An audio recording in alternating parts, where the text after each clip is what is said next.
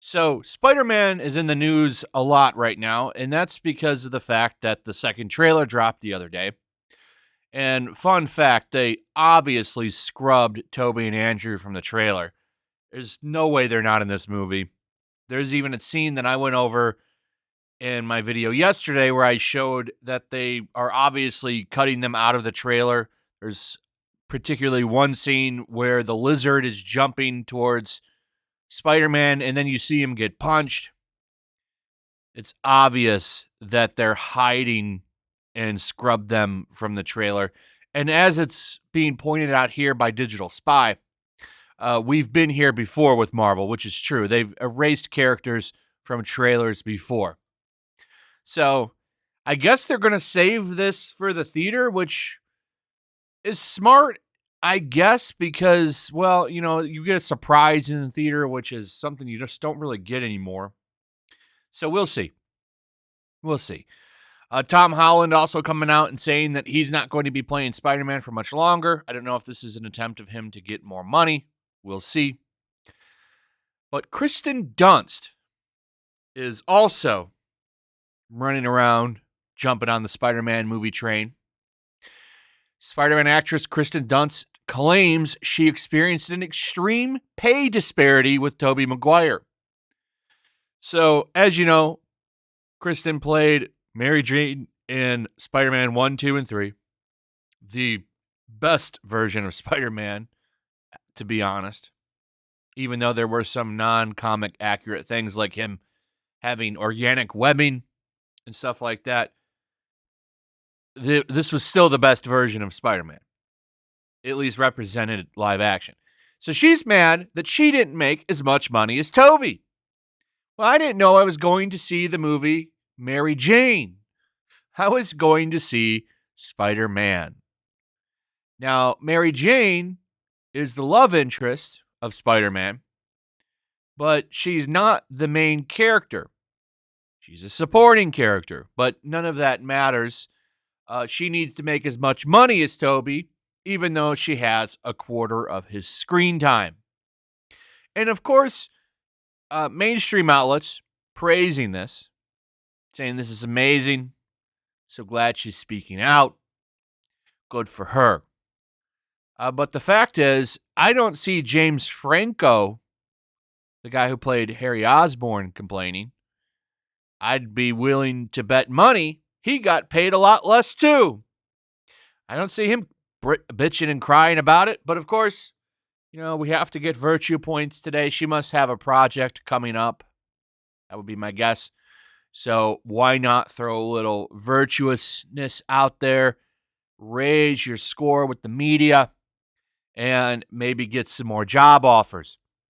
That's what's going on there. So complain about the patriarchy, which she doesn't really say by name, but this is basically what she's doing here. She was good in those movies. I thought she looked good in them too. She looked pretty good as Mary Jane. She made a good redhead. But no one was going there to see her. They were all going to see this man right here, Mr. Tobey Maguire, play Spider-Man. And that's a fact. This is why he got paid less, Kristen. But let's listen to her reasoning here, and let's talk about it. So Spider-Man actress Kirsten Dunst recently claimed that she experienced an extreme pay disparity with Tobey Maguire for Spider-Man and Spider-Man 2. Doesn't mention Spider-Man 3, so maybe she got a raise for that one. Which she can do. Like, that's the thing with the third movie. Even with the second one, she could have asked for more money because they would have had to replace her. But, of course, by the time you get to the third one, people are expecting her to come back. So, I don't know. Speaking with The Independent, Dunst said, "The pay disparity between me and Spider-Man was very extreme. However," she would add, "I didn't think about it. I was just like, oh yeah, Tobey Maguire is playing Spider-Man." Then she added, "But you know who was on the cover of the second Spider-Man poster? Spider-Man and me."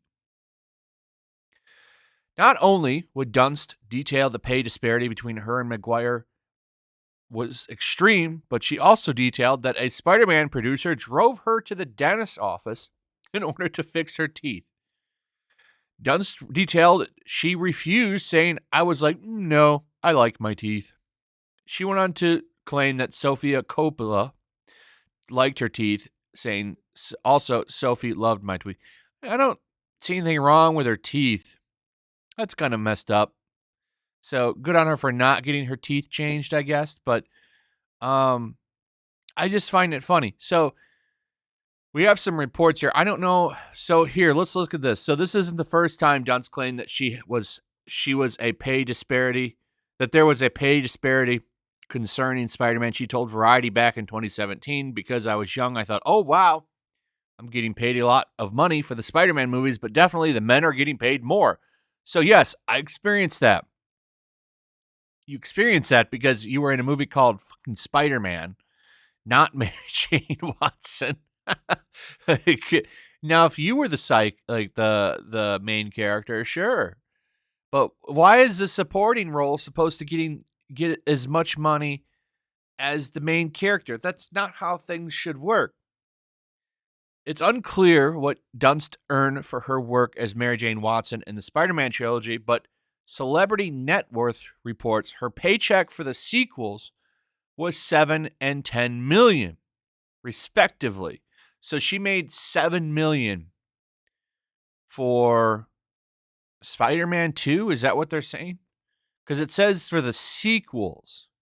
So 7 for Spider-Man, 10 for Spider-Man 3. That's what I'm gonna guess. In total, Kirsten earned around $20 million for her work in Spider-Man. That's a lot of money for a supporting character.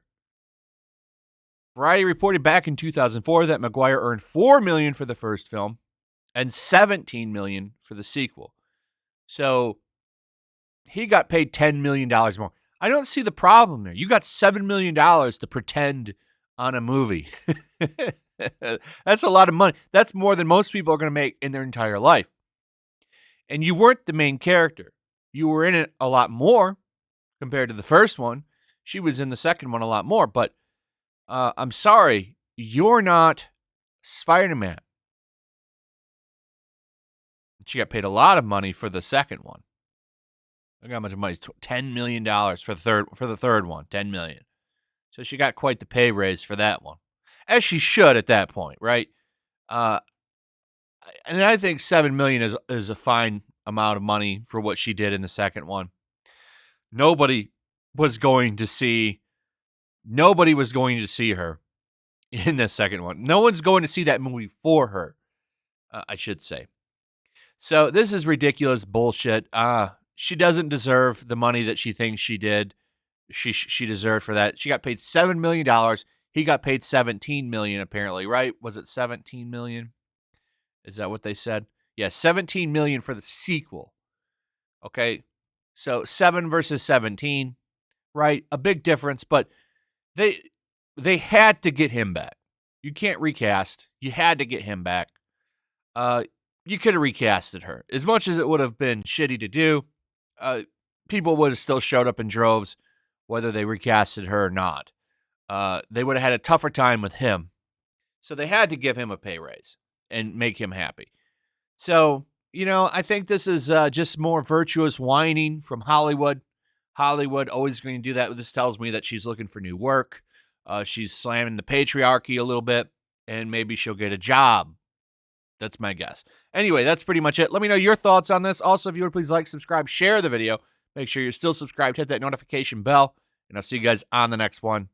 Peace. Also, if you want to help support the channel, check out my Teespring store. There's a link in the description. You can find some merchandise in there that you might want to check out. Also, make sure to follow me over on Twitch.